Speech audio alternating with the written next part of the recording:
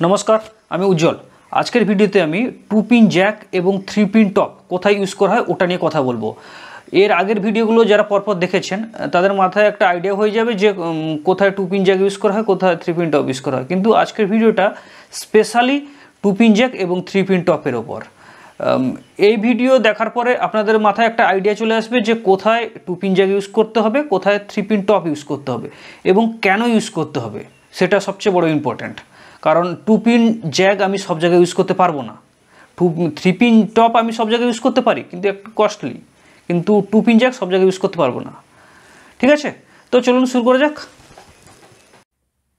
এটা হচ্ছে একটা 3 পিন টপ আর এটা হচ্ছে একটা 2 পিন জ্যাক। দুটোর মধ্যে পার্থক্য কি?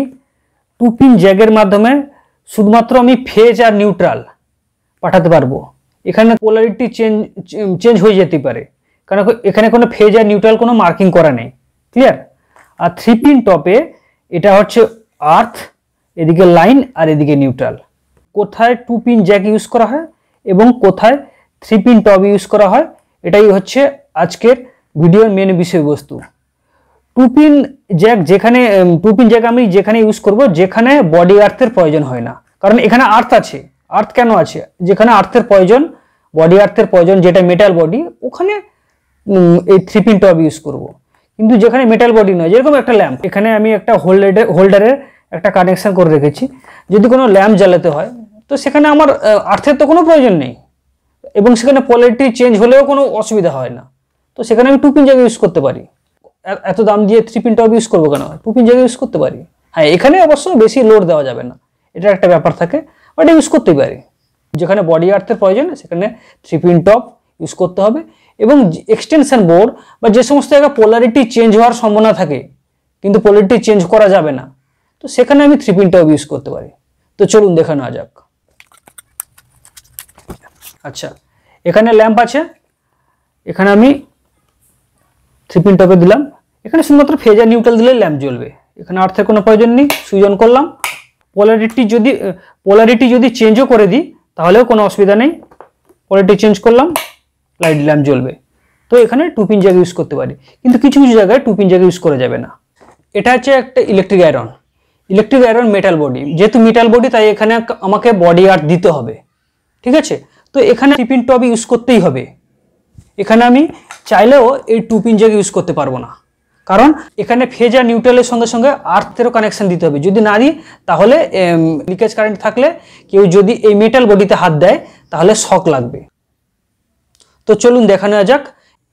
আপনারা দেখতে পাচ্ছেন এখানে 3 পিন টপে আর্থ, লাইন এবং নিউট্রাল। আর্থে আছে হলুদ রঙের তার, নিউট্রালে আছে ব্ল্যাক। এখানে আমি এই 3 পিন টপটাকে বাদ দিয়ে 2 পিন জ্যাক লাগাবো। আয়রন থেকে 3টা তার বেরিয়েছিল, একটা রেড, ব্ল্যাক এবং ইয়েলোটা ছিল আর্থ, রেড ফেজ এবং ব্ল্যাকটা ছিল নিউট্রাল।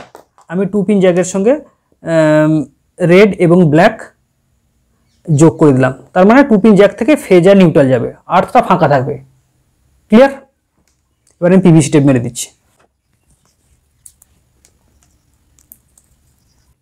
আচ্ছা, এবার আমি 2 পিন জ্যাকে সাপ্লাই দেব।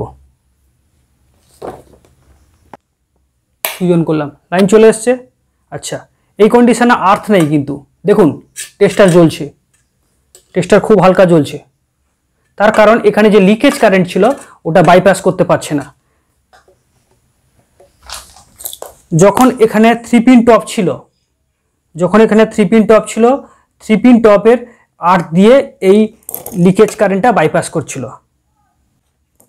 আরেকবার দেখিয়ে দিচ্ছি, এখানে যে আর্থ আছে এই আর্থের কাছে টেস্টার জ্বলছে, তার কারণ এই লিকেজ কারেন্ট এই আর্থের মাধ্যমে 3 পিন টপের মাধ্যমে বাইপাস হয়ে গেছিল, তাই 3 পিন টপ লাগানো অবস্থায় এই লিকেজ কারেন্ট দেখা যাচ্ছিল না। আমাকে মেটাল বডি ইউজ করতে গেলে অবশ্যই 3 পিন টপ ইউজ করতেই হবে, না হলে অ্যাক্সিডেন্ট হতে পারে। এবং এটা ছাড়াও এক্সটেনশন বোর্ডে কানেকশানের সময় যদি পোলারিটি চেঞ্জ হয়ে যাওয়ার সম্ভাবনা থাকে তো সেখানে আমি 2 পিন জ্যাক ইউজ না করে 3 পিন টপ ইউজ করব। তো চলুন ওখানে একবার দেখে নিই। এটা হচ্ছে একটা এক্সটেনশন বোর্ড। এক্সটেনশন বোর্ডে সবসময় ডান দিকে ফেজ থাকবে এবং বাঁ দিকে নিউট্রাল থাকবে এবং উপরে আর্থ থাকবে। যদি আমি এখানে 3 পিন টপ না ইউজ করে 2 পিন জ্যাক ইউজ করে নিই তাহলে ফেজ নিউট্রাল চেঞ্জ হয়ে যাবে, মানে পোলারিটি চেঞ্জ হয়ে যাবে। তো একবার দেখে নিই। সুইচ করলাম, পাওয়ার চলে এসছে, দেখুন সুইচ করলাম, ডান দিকে টেস্টটা জ্বলছে ফেজ। এবার এই 3 পিন টপের জায়গায় আমি যদি একবার 2 পিন জ্যাক ইউজ করি তাহলে কি প্রবলেম হতে পারে, এটাও একবার প্র্যাকটিক্যাল করে দেখাচ্ছি। আচ্ছা, এখানে 3 পিন টপ সরিয়ে আমি 2 পিন জ্যাক কানেকশন করে দিয়েছি। তো 2 পিন জ্যাকে যেহেতু 2 পিন জ্যাক কানেকশন করছি তাই আর্থের কানেকশনটা আউট হয়ে গেছে, কারণ এখানে শুধু ফেজ আর নিউট্রাল যাবে। তো চলুন একবার দেখে নিই। সুইচ করলাম, এখানে পাওয়ার চলে এসছে, সুইচ করলাম, পাওয়ার চলে এসছে, ডান দিকে ফেজ আছে, ওকে, বাঁ দিকে নিউট্রাল, ডান দিকে ফেজ, এবারে ঠিক আছে, ক্লিয়ার।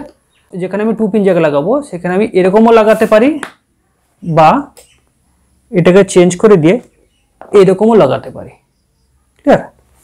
জিনিসটা দেখাচ্ছি, একবার এরকমও লাগাতে পারি বা এরকমও রোটেশন চেঞ্জ করে লাগাতে পারি, দুটো কন্ডিশন হতে পারে,